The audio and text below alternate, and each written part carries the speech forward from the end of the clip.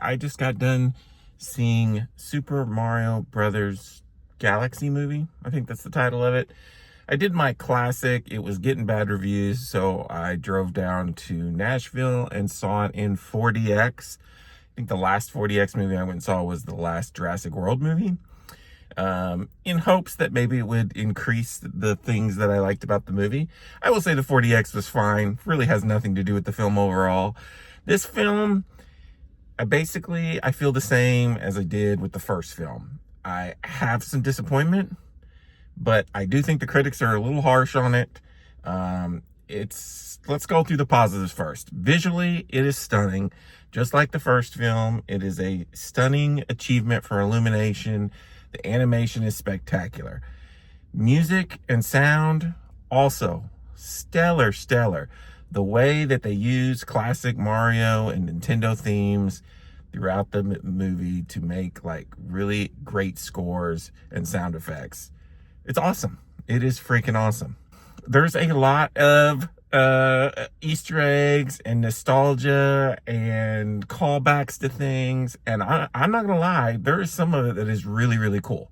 And we are also getting into the territory of some of these Super Mario references I wasn't even getting, because I have not played all of the Super Mario games, especially a lot of the newer stuff. So but like for me, there was a whole thing basically for Super Mario World 2 Yoshi's Island, which was freaking hilarious. There's a whole scene where Mario and Luigi are taking care of Mushroom Kingdom. It was awesome. When they're fighting Bowser and Bowser Jr., it goes into like 2D mode.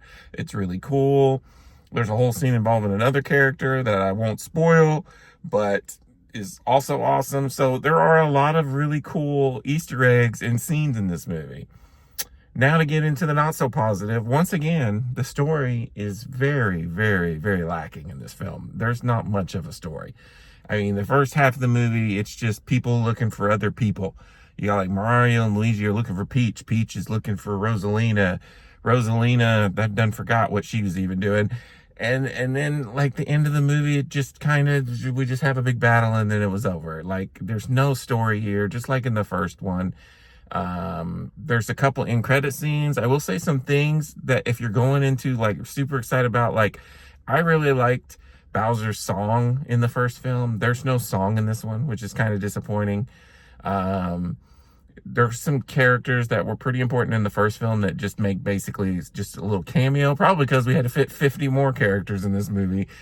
So that was kind of disappointing. And really just the main thing that is so disappointing for me with this movie is it has the makings of something cool. If they just took it a little more serious, were a little more focused, maybe trimmed down some of the storylines, because there's no story, but yet we're doing like way too much. And if we just had some better writers, I just feel like this could be really great. And that's the disappointing part about it, because you got me halfway there with the animation and the sound and the nostalgia. It's just, I wish we had a better story to go with it. And that's the biggest disappointment for me. And I could see this, while I'll say I enjoyed this one again just as much as the first one, and I'm going to give it the same score as the first one. It's going to get old after a while if we don't make it a little better. And I can't believe I'm about to say this, but Sonic, the people over at the Sonic team are making better stories around Sonic, the Sonic movies. I think they have better stories. And then you got Jim Carrey in those too, which helps for me. But I enjoyed the film. I think the critics were too harsh, but it's still lacking in the story department, which is pretty disappointing. Like I said, I'm going to give it the same score. This movie was sold out here in Nashville. It was seat to seat in a 4DX. Those tickets are like, I don't even remember. I have unlimited. It was like $12 for me, but I think it's like $30 or something for a normal ticket. Pretty crazy. So this movie's going to make a ton of money. So will Nintendo change anything? Probably not. They're probably just going to make another one. But I'm going to give it a 3.5 out of 5. That's what I gave the first film. I enjoyed it. I'll add it to the collection and watch it again when the third film comes. But man, I just wish it could be better. Until next time, this is Rainy Cage. Peace out.